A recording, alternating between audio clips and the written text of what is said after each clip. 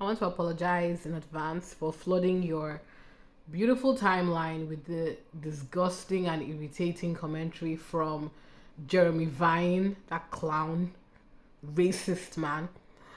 But I think it's very interesting that people see the real life sentiment of people who call into Jeremy Vine about Harry and Meghan. I'm gonna play some an excerpt from the actual interview. If you want to get irritated, please feel free to go watch it yourself. But it's very interesting. Stop like getting sucked into, this sort of anti-Meghan Markle. I don't give a monkeys about Meghan Markle, but people are obsessed. Can I just quickly say something? Have you noticed that people who even want to say something positive, especially when they are in the public eye, like this coward, always find ways to, well, I don't really understand what the problem is. Well, I'm not sure who's right or wrong. If you don't have the guts to stand firmly on business, I suggest you STFU. Nobody wants to hear it. Keep it to yourself. Don't dilly-dally. I don't like people who don't have the courage to stand up. You know what is being done to Meghan is highly inappropriate, highly unacceptable. If you don't have the courage to stand up, keep quiet. Sorry for interrupting. So I'm going to go to Gertrude from London. I hope somebody's going to bring up the fact that if this was not Prince Harry and he had not disclosed, and we don't know on his visa application that he had taken drugs, which he admits in spare, that would be something which could get his visa cancelled. He'd be deported if it wasn't Prince Harry. He'd be deported, and yet he wants to completely absolve himself of any connection to the royal family. He is getting special treatment because he is a prince. I think that Again, sorry for interrupting. This lady apparently is the anti-Meghan, anti-Harry contingent on this ridiculous panel, and her stance is, oh, Harry and Meghan said they wanted privacy. No, they didn't.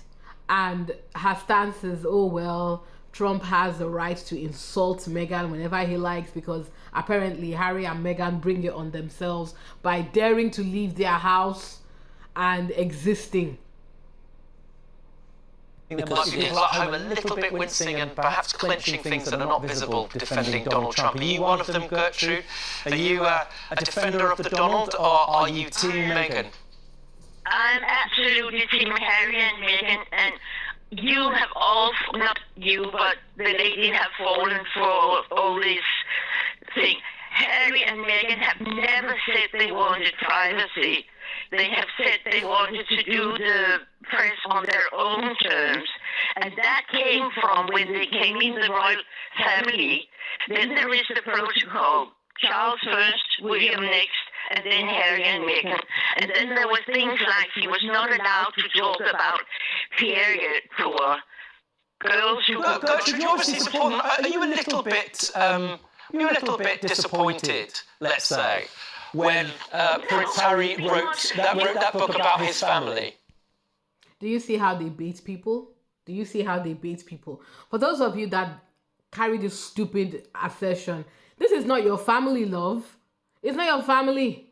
Families are always having falling outs. And yes, sometimes it gets nasty. And when you're in the public eye, and when these games are occurring in the public eye, yes, things are said and done publicly. And I would like to remind people, Prince Charles wrote a highly unflattering personal autobiography talking about the late Queen, because they make it sound like as if the late Queen is some sort of Holy Spirit. Nobody can dare criticize the late Queen, using that as a defense for what is their unnecessary and highly inappropriate dislike and hate of Harry and Meghan.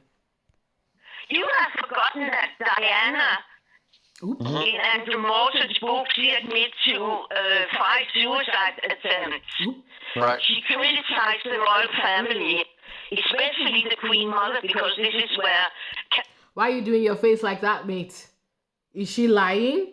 Did you read the... I'm pretty sure he knows that he's just looking stupid because they don't like when people call out the fact that the so-called the so-called members of the royal family they treat as, gods, have been guilty of the exact same thing they are pretending to care Harry and Meghan have done. Or rather, Harry has done.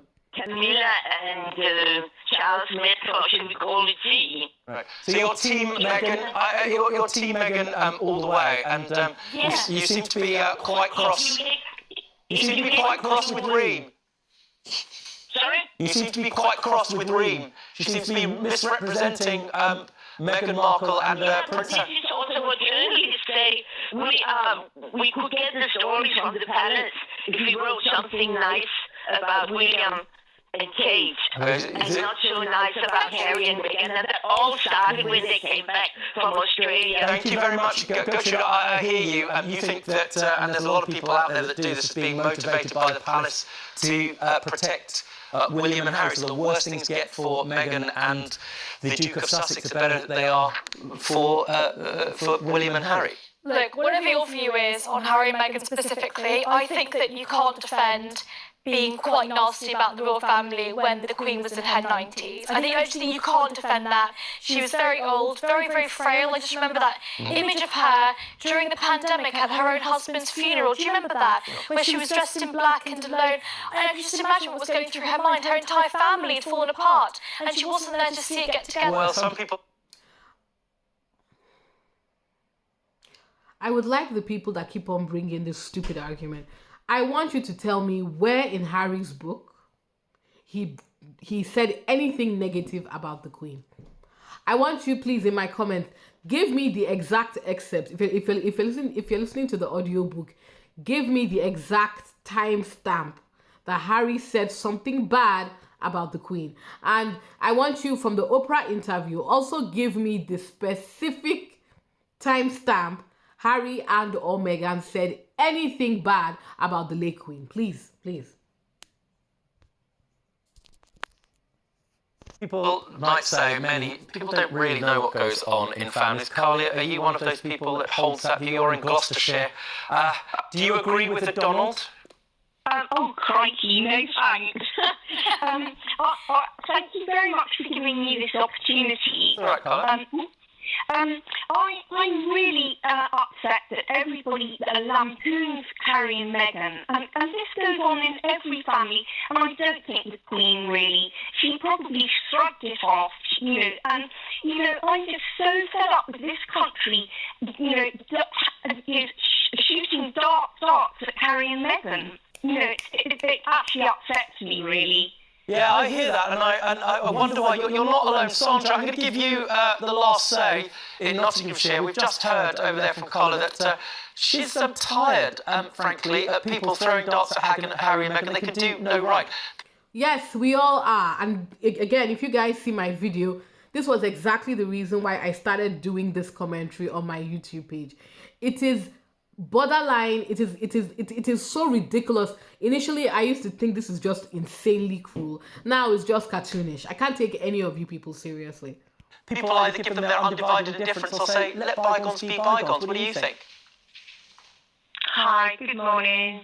Thanks for having me on. I just want to say, the lady at the end, she doesn't know what she's talking about. She should get off the panel. Yes. You should leave Harry and Meghan alone. They went to America. They did not say they wanted peace and quiet. How are they going to earn a living?